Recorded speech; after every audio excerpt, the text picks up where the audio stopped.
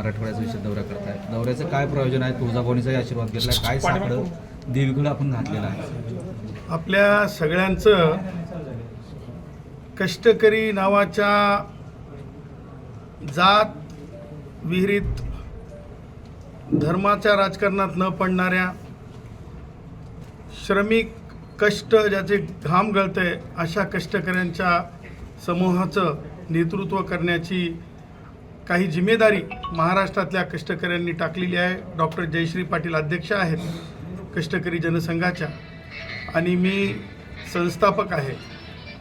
आणि जातीच्या पलीकडे जाऊन, राजकारणाच्या पलीकडे जाऊन काम केलं पाहिजे या एका शुद्ध हेतूने आम्ही काम करत असतो.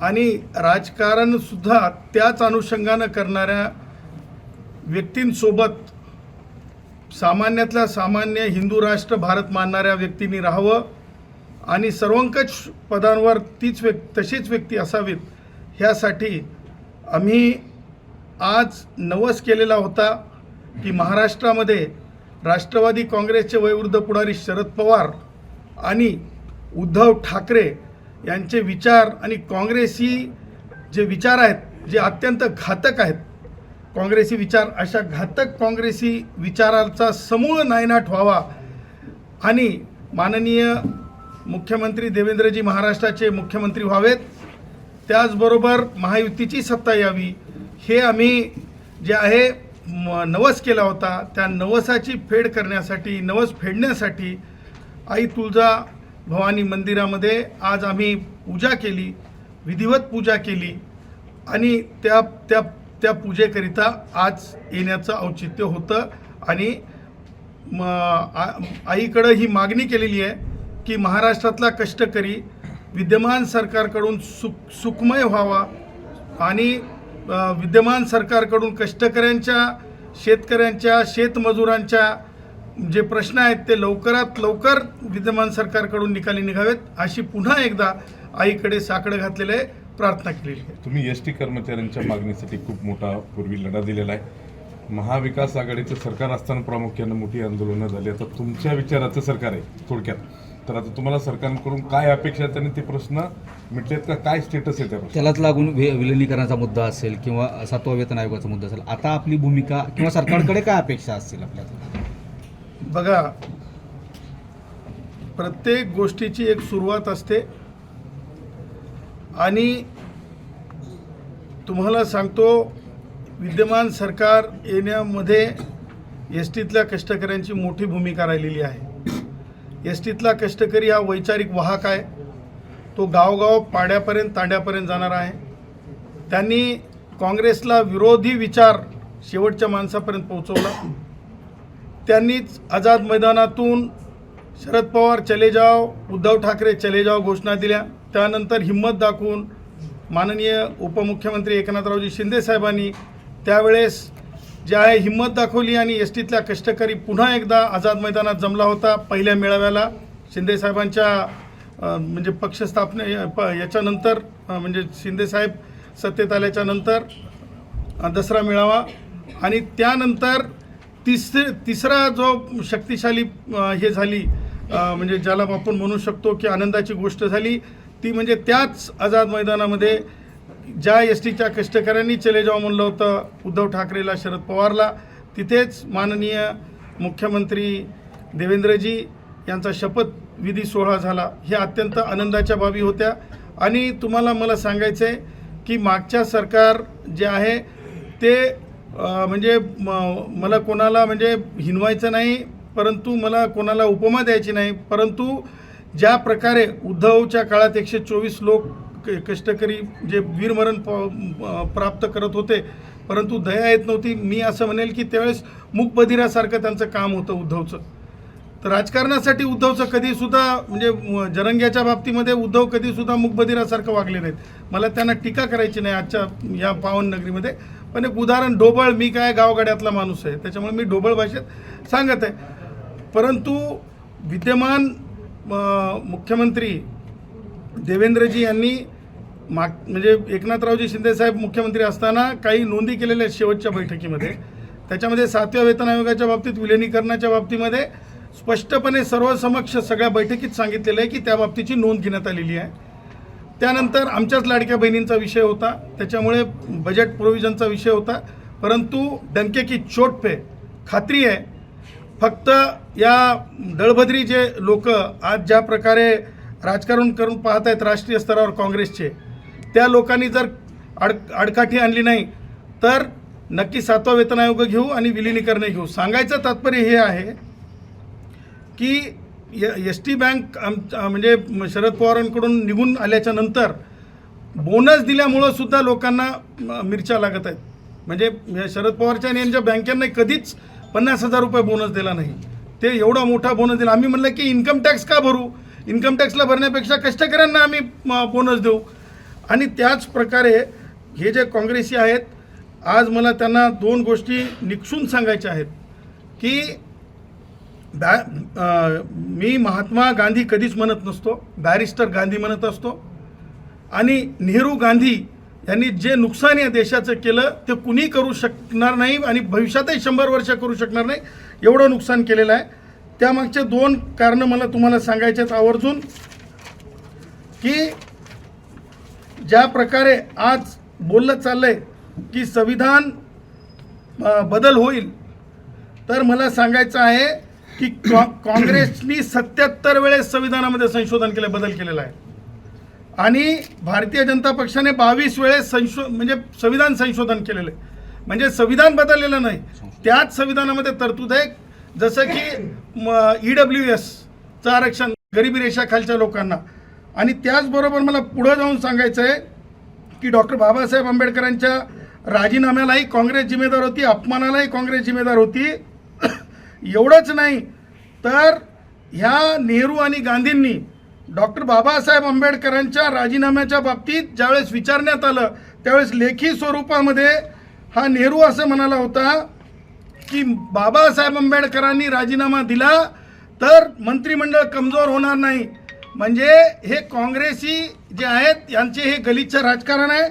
आणि अभिव्यक्ती स्वातंत्र्यावर जर कोणी गदा आणली असेल तर ती अभिव्यक्ती स्वातंत्र्यावरली गदा जी आहे 19 आणून नेहरूच्याच कालखंडामध्ये आणलेली होती. त्यामुळं गांधी नेहरूचं जे काँग्रेसी राजकारण आहे, गलिच्छ राजकारण आहे. आणि त्यांची जी पिल्लावळ आहेत, जी जरंगेसारखी, ती पिल्लावळं सुद्धा आज सुद्धा पावित्र्य राखत नाहीत. त्याचं कारण सांगतो.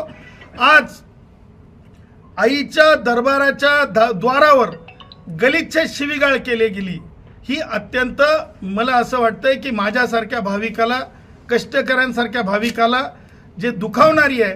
आणि अशा प्रकारची अर्वच्च शिवीगाळ करून आईच्या मंदिराचं पावित्र्य घालवणं मला असं वाटतंय की हे खूप खूप अपमानकारकच नाही तर हे आईच्या आशीर्वादाच्या विरुद्ध जाऊन वर्तन आहे असं माझं मत आहे. तुम्ही आता राष्ट्रीय स्तरावरला मुद्दा काढला, त्यालाच एक अनुसरून प्रश्न आहे.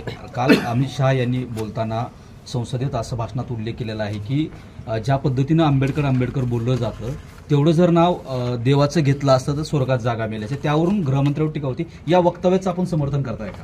हे पहा, काँग्रेसची डिवाइड अँड रूल पॉलिसी आहे, हलकट पॉलिसी आहे काँग्रेसांची. हे एखाद्या वाक्याची तोडमोड करून सांगण्यासाठी माहिर आहेत. हे नीच पातळी कुठपर्यंत गाठतील याची काही अमर्याद आहे. तुम्हाला सांगतो, बॅरिस्टर गांधींनी पहिल्यांदा हत्या डॉक्टर बाबासाहेब आंबेडकरांची वैचारिक केली होती. याचं उत्तर आहे का त्यांच्याकडं? आणि अमित शहाजींनी जे आहे उदाहरण देण्याचा प्रयत्न केला की डॉक्टर बाबासाहेब आंबेडकरांचा राजीनामा काय होता, डॉक्टर बाबासाहेब आंबेडकरांच्या प्रती नेहरू घराणं कसं वागत होतं, डॉक्टर बाबासाहेब आंबेडकरांच्या प्रतीच नाही तर संविधानाच्या प्रती नेहरू घराणं कसं वर्तन करत होतं हे दाखवण्याचा प्रयत्न आहे. त्याच्यातले काही वाक्य तोडून हे नीच पातळीला पोहोचवण्याचा प्रयत्न करत आहेत या देशाच्या राजकारणाला काँग्रेसी. आणि म्हणून ह्यांचा जेवढा धिक्कार करावा तेवढा कमी आहे. मला काँग्रेसच्यांना हे सांगायचं आहे, खरगेला हे सांगायचं आहे, खरगे आणि हे 54 वर्षाच्या राहुल गांधी की 52 वर्षाच्या अर्ध म्हाताऱ्या, तुला सांगायचं आहे, तू नाहकपणे जाती जाती तेढ लावण्याचा प्रयत्न करू नको. शेड्यूल कास्टला, आंबेडकरी विचाराच्या, संविधानवादी विचाराच्या लोकांना नाहकपणे काहीतरी भाषेची तोडमोड करून कुठेतरी वनवा लागावा, माणसांच्या मनामध्ये गोष्टी फाटाव्यात. खरगे, लक्षात ठेव, येणारे विद्यमान मुख्य न्यायमूर्ती शेड्यूल कास्ट समाजाचे असणार आहेत. हे संविधानाचा विजय आहे. खरगे, तुला मी सांगतो की भारताच्या सर्वोच्च न्यायालयामध्ये किती न्यायमूर्ती आजच्या तारखेला तपासून बघ. शेड्यूल कास्टचे, ओबीसीचे, महिला, हे काँग्रेसने कधी केलं का? उलट काँग्रेसने, खरगे, इतिहास तपासून बघ. संविधानामध्ये मी पहिला माणूस होतो सांगणारा की संविधानाच्या पानावर राम राज्य रेखाटलेलं आहे. हे मी सांगितलेलं आहे, मी ओपन केलं होतं. आणि आज अमित शहाजींनी सुद्धा त्या गोष्टीचा दुजोरा दिला, त्या गोष्टीवर चर्चा केलेली आहे. मग बुद्धाचे विचार संविधानामध्ये आहेत, मग भगवान महावीरांचे विचार संविधानामध्ये आहेत, प्रभू श्री रामचंद्राचं म्हणजे रामराज्य रेखाटलेलं आहे. त्याच्यामुळं मला असं म्हणायचं आहे की ही जी पातळी आहे, वैचारिक पातळी, ही काँग्रेस यांची ही कायमची भूमिका राहिलेली आहे. आणि म्हणून तशाच प्रकारे तुम्हाला सांगतो, मला असं म्हणायचं आहे की ह्या राजकारणाचा म्हणजे इतका म्हणजे उच्छेद झाला आहे काँग्रेस यांच्या, की आपण जर बघाल तर काही पोलीस अधिकारी, अशोक काय त्याचं नाव, घोरबाण नावाचा एक अधिकारी आहे. तो अधिकारी काही राजकीय जुन्या म्हणजे शरद पवारच्या राजकारणातल्या लोकांच्या, मी म्हणत नाही मराठा समाजाचा म्हणून, परंतु पोलीस अधिकाऱ्यांनी एक सीमा राखली पाहिजे. आणि कोणत्या राज्याचं, कोणत्या पक्षाचं सरकार आहे याच्यापेक्षा पोलीस अधिकाऱ्यांनी मर्यादेत काम केलं पाहिजे. आणि अशाच प्रकारचा राजकारणी लोकांचा हितचिंतक बनून राहणारा हा घोरबाण, याच्यावर 302चा गुन्हा दाखल व्हायला पाहिजे. कारण तुम्हाला सांगतो, हे सुद्धा काँग्रेसी राजकारणाचा भाग आहे. आणि तुम्हाला सांगतो, हा जो सूर्यवंशी नावाचा युवक, जो विधी अभ्यासाचा युवक होता, त्या प्रकरणामध्ये त्या अधिकाऱ्यावर 302 आतापर्यंत कुणी मागणी केलेली नाही. मी मेडिकल रिपोर्ट्स पाहिल्याच्या नंतर मी माननीय राज्य सरकारला विनंती करेन, आणि वेळ पडली तर आम्ही ह्या प्रकरणाला कोर्टापर्यंत नेऊ. कारण सूर्यवंशी नावाच्या युवकाचा मृत्यू नसून तो खून आहे. कारण मी स्वतः ते रिपोर्ट्स पाहिलेत, मेडिकल रिपोर्ट पाहिलेला आहे मी. आणि एका वडेरा समाजातून येणाऱ्या युवकाचा अशा प्रकारे निर्गुण हत्या करणं, हे काँग्रेसी राजकारणाचा, आणि उद्धवचा जो खासदार आहे तिथला, काय नाव त्या खासदाराचं, बंडू जाधव, या बंडू जाधव आणि ते जर असतील तर दोघांवर सुद्धा 302चा गुन्हा दाखल झाला पाहिजे, अशी सुद्धा मी या माध्यमातून मागणी करतो. हे काँग्रेसी राजकारणाचाच भाग आहे. आपण परभणीच्या घटनेचा उल्लेख करता, तशीच घटना बीडच्या केस तालुक्यात मस्साजोग इथे झाली. त्याही घटनेवरून मोठं राजकारण सध्या पाहायला मिळतं विधानभवनात. त्याच्यात धनंजय मुंडे यांचे हस्तक, त्यांच्यावरती आरोप केले जातात. कसं पाहता या घटनेकडे? आपण त्या घटनेची माहिती घेतली किंवा आपली मागणी काय असणार एकंदरीत त्याकडे? बघा, मी हिंसेचं कोणत्याच समर्थन करत नाही. आणि मी त्याच्याही पुढे जाऊन सांगतो, जे पोलीस अधिकारी आहेत त्यांनी पोलीस अधिकाऱ्यांसारखंच काम केलं पाहिजे. मग ते पोलीस अधिकारी बौद्ध समाजातले असो, ते पोलीस अधिकारी ते घोरबाण मराठा समाजाचा असेल किंवा वंजारी समाजाचा असेल, समाज वर्दी घातल्याच्या नंतर समाज नाही आहे. वर्दी घातल्याच्या नंतर आरोपीला पकडणे, आरोपीला शिक्षा होणे हीच भूमिका असली पाहिजे. त्याच्यामुळं त्याही घटनेच्या बाबतीमध्ये मी म्हणजे हत्या किंवा हल्ल्याचं समर्थन करत नाही. त्याच्यावर योग्य ते सरकार, तपास यंत्रणा रिपोर्ट सादरच करतील. परंतु ते मेडिकल रिपोर्ट्स पाहिलेले नाहीत. हा मेडिकल रिपोर्ट पाहिला आहे. अशोक घोरबाण कोणत्या समाजाचा आहे, मराठा आहे का, याच्याशी मला देणं घेणं नाही. परंतु अशोक घोरबाण याच्यावर 302चा गुन्हा दाखल झाला पाहिजे, अशी माझी स्पष्ट मागणी आहे. सरकारकडून एक शेवटचा प्रश्न आहे की सरकारकडून तुमची नेमकी काय मागणी असणार आहे, प्रामुख्यानं एसटी कर्मचाऱ्यांच्या संदर्भात?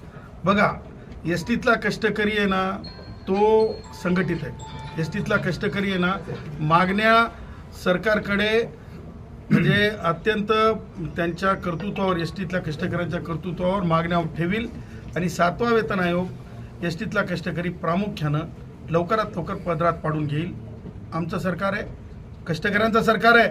पक्षांचं सरकार असतंय, पक्षांचं सरकार नसतंय. आमच्या एसटीतल्या कष्टकऱ्यांनी जीवाचं रान केलेलं आहे, आमचं सरकार आहे.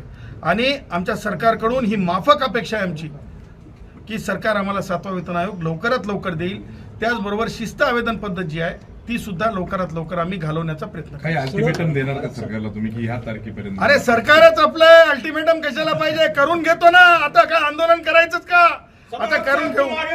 हम तुम्हारे साथ हैं, तुम आगे बढ़ो, हम तुम्हारे साथ हैं. वंदे मातरम, वंदे मातरम. एसटी कष्टकरी जनसंघाचा विजय असो, एसटी कष्टकरी जनसंघाचा विजय असो. जय श्रीराम, जय श्रीराम.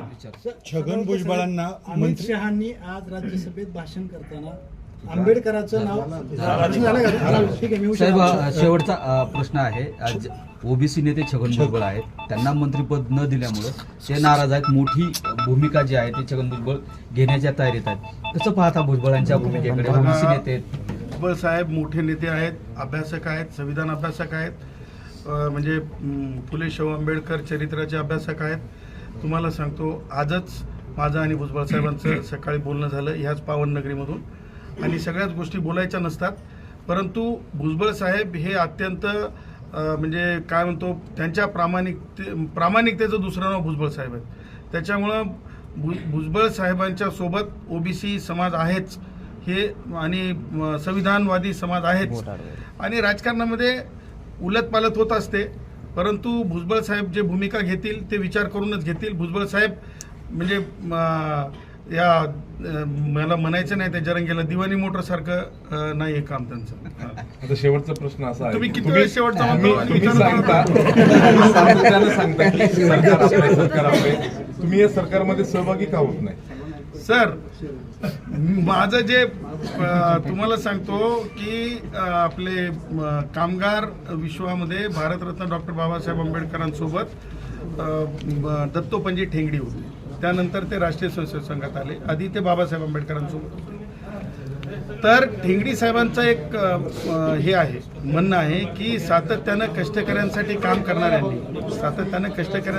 करणाऱ्यांनी सरकार जरी आपले असले तरी आवाज उचलण्यासाठी स्वतंत्रता ठेवली पाहिजे. त्याच्यासाठी मला राजकीय फार हवस नाही. आणि आमदारला काय, आमदाराची किती मर्यादा राहते मला सांगा बरं. या जिल्ह्यातले आमदार मला सांगा, चंद्रपूरमधले लोक ओळखतात का? पण गुणरत्न बोलताय, और हम कौन से खानदान से आते हैं तुम्हें तो पता है. Thank you sir, thank you.